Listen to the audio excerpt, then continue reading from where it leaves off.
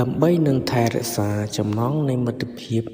ឲ្យបានរឹងប៉ឹងឋិតថេរជានិច្ចកាលលោកអ្នកប្រាជ្ញបានប្រដៅថាស្រឡាញ់កុំទៅញឹកញឹករលឹកសឹមទៅម្ដងឯពាក្យក្នុងឃ្លាដំបូងធ្វើឲ្យយើងងឿងឆ្ងល់ណាស់តើហេតុម្ដេចក៏ចាស់លោកទៅប្រដៅថាបើស្រឡាញ់នរណាហើយកុំទៅលេងញឹកញយពេកបើស្ដាប់តែមួយភ្លេតមិនសង្កេតឲ្យឃើញជ្រៅជ្រះពាក្យលោកដូចជាខុសត្បិតយើងយល់ថាស្រឡាញ់ហើយតោងឲ្យជាប់ញឹកតែមិនទៅញឹកញាប់គេហៅថាធ្វើប្រងើយកន្តើយមិនសូវគិតទៅគេយើងគិតយ៉ាងដូចនេះ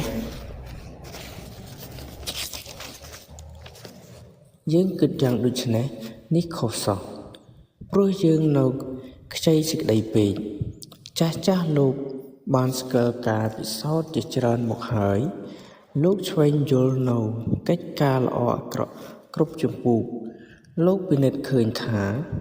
បើយើងទៅលេងនឹងសម្លាញ់យើងញឹកពេកទៅមិនលេងថ្ងៃណាមួយសម្លាញ់យើងនឹងធុញទ្រាន់ចិនណាយនឹងយើងដោយគេខាតពេលវេលានឹងទទួលយើងហើយមិនឈ្នះនឹងធ្វើបដិសណ្ឋារកិច្ចចំពោះយើងរាល់ថ្ងៃផងបើយើងនឹងទៅលេងនឹងគេម្ដងនោះគេរៀបទទួលដោយស្មោះហើយសប្បាយរីករាយនឹងយើងផងបើថ្ងៃស្អែកយើងទៅទៀតគេទទួលយើងមិនដិតដល់ដូចថ្ងៃមុនទេតែបើព្រឹកទៅល្ងាចទៅឬ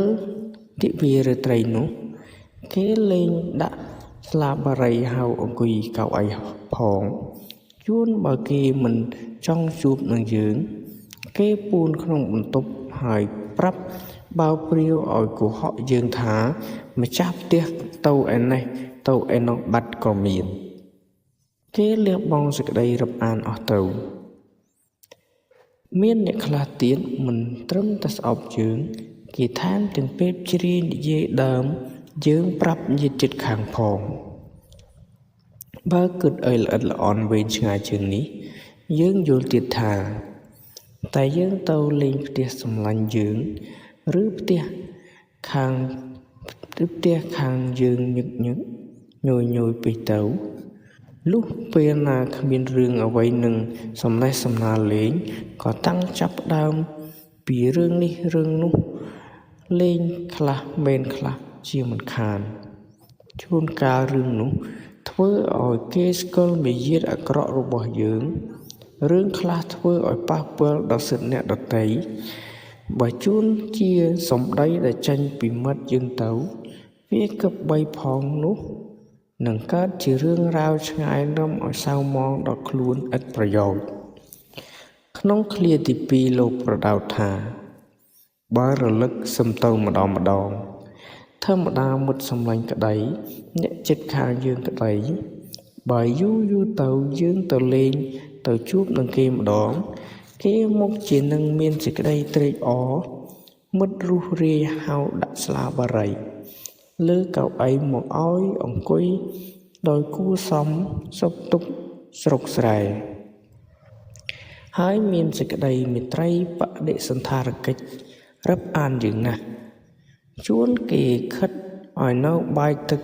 នៅលេងនឹងគេបាន2ឬ3ថ្ងៃផង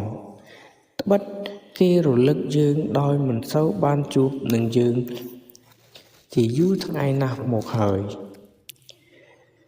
មានរឿងមួយដំណាលថាគ្រូបង្រៀនពីរនាក់ជាកល្យានមិត្តចិត្តដិតស្និទ្ធស្នាលនឹងគ្នាអស់ពីចិត្តគ្រូទាំងពីរធ្វើការក្នុងខេត្តផ្សេងគ្នាយើងតែងតែមានចិត្តរលឹកគ្នាជាប្រក្រតីត្បិតក្នុងមួយឆ្នាំបានជួបគ្នាតែម្ដងគឺនៅពេលដែលរាជការប្រជុំគ្រូនៅរាជធានីដើម្បីពិនិត្យនិងកែសេចក្តីសិស្សប្រឡងវិញ្ញាសាប្រឡងសញ្ញាបត្របឋមសិក្សាកាលបើបានជួបគ្នាម្ដង គ្រូទាំងពីរនេះហាក់រាក់ទាក់គ្នាអស់ពីចិត្តលុះកន្លងមួយឆ្នាំមកគ្រូទាំងពីរក៏ត្រូវបានរាជការផ្លាស់ឲ្យទៅធ្វើការនៅរាជធានីតាមសេចក្តីសុំឯគ្រូទី1មានភរិយាហើយចំណែកឯគ្រូទី2នៅលឿននៅឡើយគ្រូកំឡោះតែងទៅលេងផ្ទះគ្រូដែលមានប្រពន្ធជារៀងរាល់ថ្ងៃជួនកាល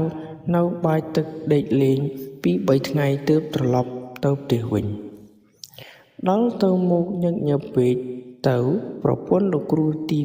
1ក៏ធុញទ្រាន់មិនឈ្នះរៀបបាយរៀបទឹកខ្នើយមុងកន្ទេលទទួល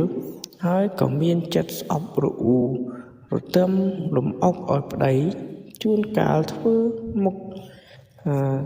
កញ្ចប់កញ្ចៅចង់ចិញ្ចើមដាក់គ្រូកំឡោះមិនបានប៉ុន្មានខែផងគ្រូដែលមានប្រពន្ធដោយមិនឈ្នះត្រឹមនឹងពាក្យសម្ដី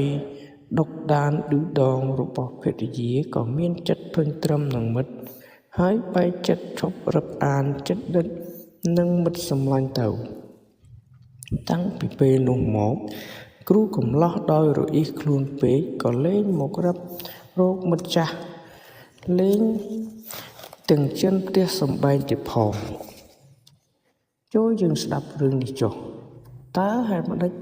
ក៏មិត្តទាំងពីរដែលពីដើមរួមចិត្តតែមួយឥឡូវទៅជាសត្រូវនឹងគ្នានេះហើយរឿងហេតុដែលបណ្ដាលមកពីស្រឡាញ់ញឹកពេកស្រឡាញ់ទៅញឹកពេកសុភាសិតនេះដកស្រង់ចេញពីសៀវភៅភាសិតសម្រាយខ្មែររក្សាសិទ្ធិដោយតៅហ៊ី